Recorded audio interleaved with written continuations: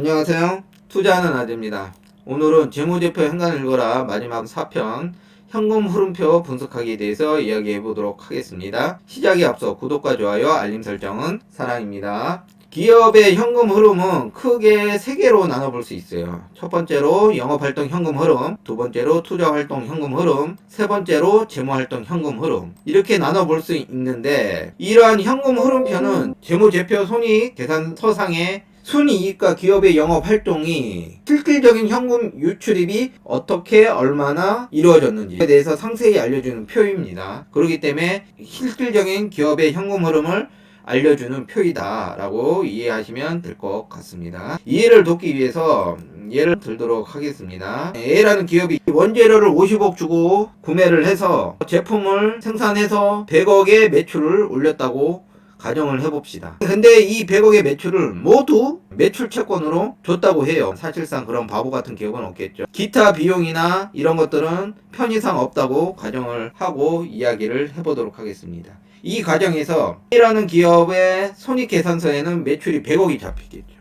그리고 기타 비용이 0인 관계로 영업이익과 순이익이 50억씩 똑같게 잡히겠죠. 그리고 원재료 비용이 50억이 잡힐 것이고요. 그리고 재무상태표에서는 유동자산의 외상 매출금인 매출채권이 100억이 잡히겠고, 현금성 자산으로 마이너스 50억이 잡힐 것입니다. 그러니까 여기서 우리가 생각해 봐야 될 부분이 있습니다. 회계상으로는 50억 순이익을 낸 거지만 실질적으로는 50억이라는 자금이 마이너스가 된 거죠.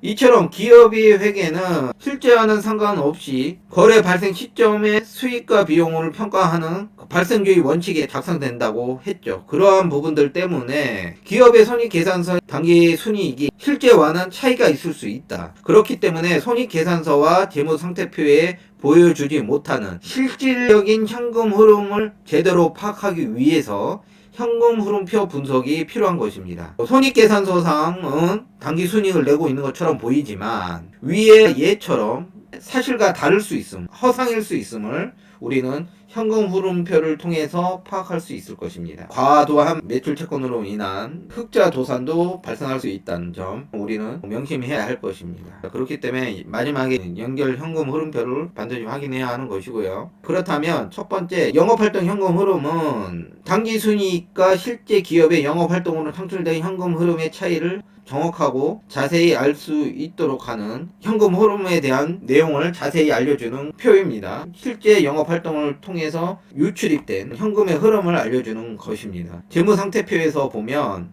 감가상각비는 실제 마이너스 되는 금액이 아님에도 회계상으로 마이너스를 해주죠. 그렇기 때문에 이런 부분들이 실질적으로 얼마나 잡혀 있는지, 이자는 얼마나 내는지, 금융상품에 투자를 했다든가 채무에 대한 이자 비용이나 그리고 법인세, 배당금에 대한 수입 부분도 나와 있습니다. 여기서 영업활동 현금 흐름 주석의 조정 내용을 살펴보면 4, 50개 정도로 광범위해요. 굉장히 광범위해서 이걸 다 알기에는 우리가 회계사가 아니잖아요. 그렇죠? 투자자로서 필요한 것만 큰 숫자 위주로 확인을 하면 됩니다. 그게 요약을 해보면 매출채권, 매입채무, 재고자산, 감가상각비, 이자 및 법인세 비용, 그리고 이자 지급 및 법인세 납부 이런 것들이 있어요. 매출 채권은 외상으로 주는 거죠. 돈을 안 받고 주는 거기 때문에 영업활동 현금 흐름에서 실질적으로는 매출 채권만큼 돈이 줄어들어야 되는 것이죠. 그리고 매입 채무는 그 반대인 것이죠. 외상으로 구매를 한 거니까 그만큼의 비용이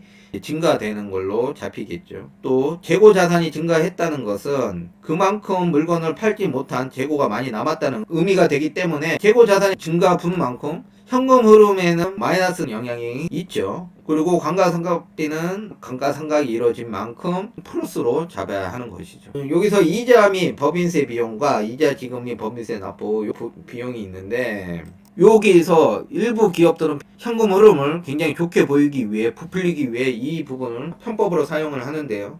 정상적인 기업이라면 당기순이익이 영업활동 현금 흐름과 큰 차이가 없습니다. 여기에서 수년 동안 당기순이익과 영업활동 현금의 흐름의 차이가 유지가 된다면 문제가 있는 기업이라고 단정 지을 수 있습니다. 일시적으로 어떠한 단기적인 문제에 의해서 당기순이익과 영업활동 현금 흐름의 차이가 발생될 수 있겠지만 정상적인 기업에서는 순이익과 영업활동 흐름의 차이가 계속 벌어진다는 것은 굉장히 문제가 있는 기업이라고 생각을 해볼 수가 있는 것이죠. 만약에 자신이 투자하고 있는 기업이 그렇다면 그 기업에 대해서 걸러야 할 것입니다. 그렇다면 이자 비용 및 법인세 비용은 왜 플러스일까에 대해서 이야기를 해보면요. A라는 상장 기업이 있다고 해요. 이 기업이 22년 10월 1일에 은행에서 100억을 차입했다고 해요. 원금과 이자를 1년 뒤에 만기에 일시 상환하는 조건으로 빌렸다고 해봅시다. 실제 현금이 유출되는 시점은 1년 뒤 23년 9월 30일이 되겠죠. 그렇지만 우리가 회계상 정리를 할 때는 발생규 회계 원칙에 의해서 22년 10월 1일부터 23년 9월 30일까지 매달 일정 금액씩 차감하게 되겠죠.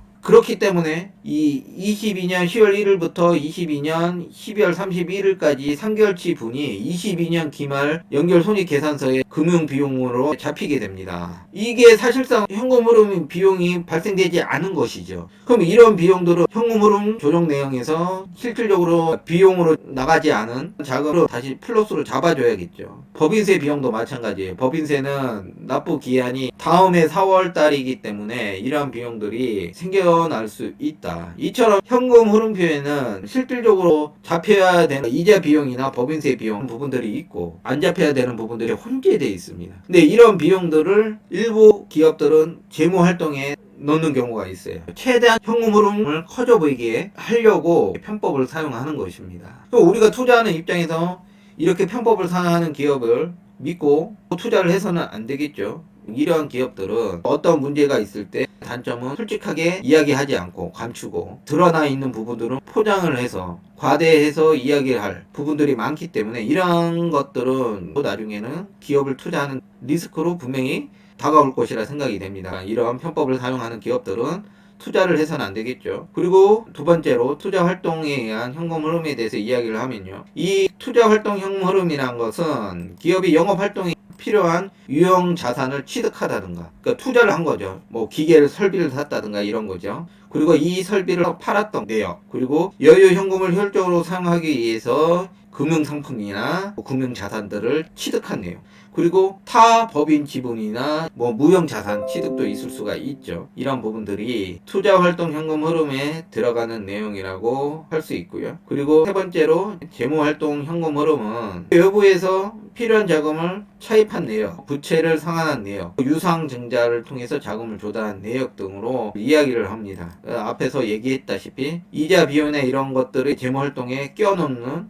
편법을 사용하는 기업들이 있으니까 이런 기업들은 걸러야 된다. 이런 것이고 우리가 앞에서도 얘기했다시피 재무제표를 분석하는 일은 어떠한 기업에 투자를 해도 되는지 안 되는지를 결정하기 위한 걸러주는 역할을 하는 내용입니다. 영업활동 현금 흐름은 플러스가 되는 게 좋고 투자와 재무활동 현금 흐름은 마이너스가 되는 게 가장 이상적이라고 이야기를 하는데요. 기업이 영업활동을 통해서 이익을 내고 그에 따른 영업활동에 필요한 투자도 하고 차입금도 상환을 해서 점점점 줄어들게 하고 이런 부분들이 가장 이상적이기 때문에 하는 이야기고요. 실질적으로 부실기업인 경우는 영업실적 부진으로 단기 순적자를 낼 것이고요. 부족한 운영 자금을 충당하기 위해서 외부 차입을 위해서 노력을 할 것이고 그것도 여의치 않으면 유상증자를 통한 재무활동 현금 흐름에 반영이 되겠죠. 그리고 비영업용 자산 등을 매각하거나 이러한 부분들 때문에 이 투자활동 현금 흐름이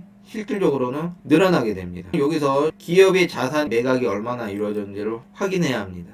만약에 부실이 극에 달해서 영업활동 현금 흐름과 직접적으로 설비나 그런 것을 매각하는 정도까지 기업 경영이 한계치에 다다랐다고 하면 그런 기업들은 회생 가능성이 없는 것으로 판단을 하고 얼른 손절해야 합니다. 오늘의 내용은 여기까지였습니다. 구독과 좋아요, 알림 설정은 사랑입니다.